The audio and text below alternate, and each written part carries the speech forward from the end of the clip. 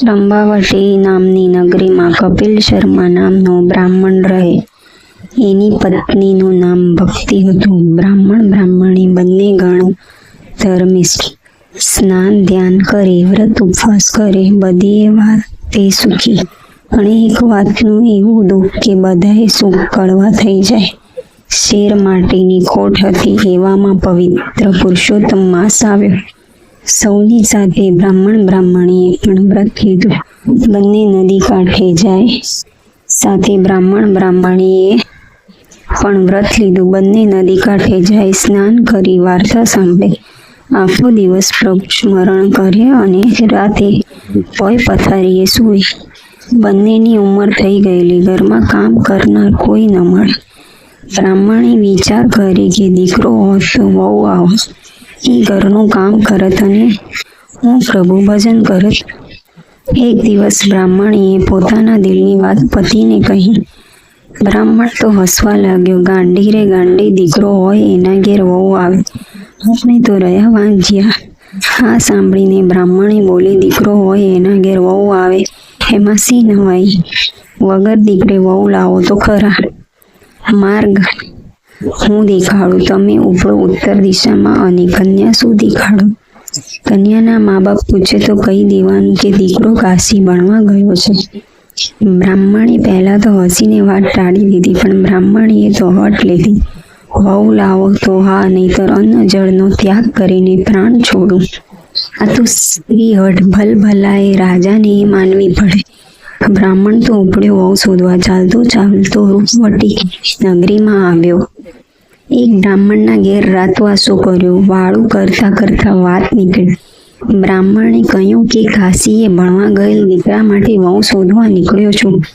દીકરો મહાજ્ઞાની છે. જે બ્રાહ્મણના ઘેર કપિલ શર્માએ રાતવાસો કર્યો હતો એને એક દીકરી હતી, કાચની પૂતળી જેવી અને ગુણનો પાર નહીં. બ્રાહ્મણ વિચાર કર્યો કે ઘેર બેઠા માંગવું આવ્યું છે તો વધાવી લેવામાં જ હિત છે. એ બ્રાહ્મણે કપિલ શર્માને વાત કરી. નાજુક નમણી કન્યાને જોઈને કપિલ શર્માના આનંદનો પાર ન રહ્યો. હવે પ્રશ્ન એ ઊભો થયો કે કન્યા કોની સાથે ફેરા ફરે. કપિલ શર્માએ આનો પણ ઉકેલ શોધી કાઢ્યો. એ બોલ્યો, મારા દીકરાની પોતી મારી પાસે છે. કન્યા 3 ફેરા એની સાથે ફરે. 4થો ફેરો મારો દીકરો ભણીને આવે પછી એની સાથે ફરે. કપિલ શર્મા કુળવધૂને લઈને ઘેર આવ્યો. બ્રાહ્મણી તો અડધી થઈ ગઈ. પુત્રના લક્ષણ પારણામાં અને વહુના લક્ષણ પારણામાં. એ કહેવત ચરિતાર્થ કરતી હોય એમ વહુએ ઘરકામ ઉપાડી લીધું અને બ્રાહ્મણી વહુને ઘર સોંપીને નિરાંતે ભજન કરવા લાગી. એક દિવસની વાત છે. પાડોશણ દેવતા લેવા આવી. બ્રાહ્મણી મંદિરે ગયા હતા.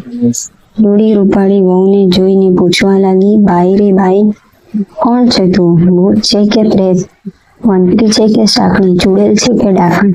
ત્યારે વહુ બોલી, હું ચૂડેલ નથી કે ડાકણ નથી, હું તો આ ઘરની વહુ છું. પાડોશણ તો પેટ પકડીને હસવા લાગી. પછી બોલી, કૌતુક તો જુઓ કૌતુક, વાંજ્યાને ઘેર આવી વહુ. પાડોશણની વાતથી વહુનું કાળજું વિંધાવી ગયું.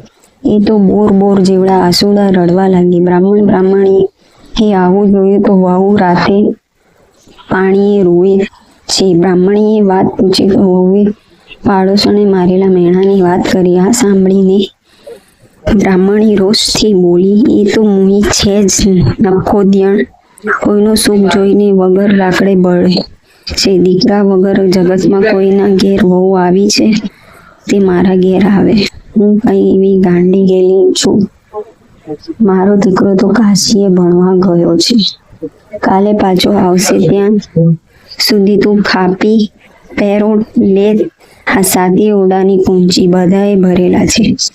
તમારે માણો વૈભવને કરો રાજ. પણ વહુ એક 7મો ઓરડો ન ઉગાડતી. વહુએ કુંચીઓ લીધી.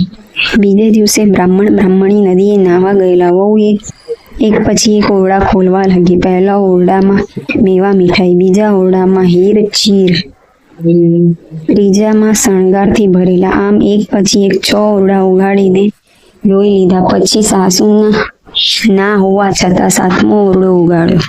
અંદર નજર કરતા એની આંખો અંજાઈ ગઈ. દિવ્ય તેજવાળો યુવાન દીવાના અજવાળે પહોંચી વાંચી રહ્યો હતો. વહુ પર નજર પડતા જ એ બોલ્યો, ઉગાડ્યા એવા બંધ કરો.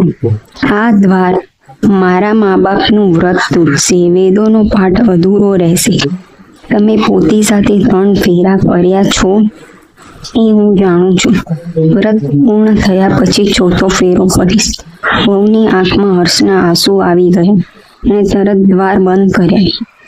આ 7મા ઓરડાની વાત સાસુને ન કરી. વ્રત પૂર્ણ થતા વહુએ સાસુને કહ્યું, માજી હવે તમારા દીકરાને બોલાવો એટલે 4થો ફેરો ફરી લઉં. સાસુ સસરાને તો પરસેવો વળી ગયો. દીકરો લાવવો ક્યાંથી? હવે બહાનું પણ ન દેખાડાય. આબરૂની બીકે બ્રાહ્મણી વખ ગોળવાનો વિચાર કરવા લાગ્યા. ત્યાં જ હું બોલી, એમાં વિચાર શું કરવાનો? લો, હું તમારા દીકરાને બોલાવી લાવું.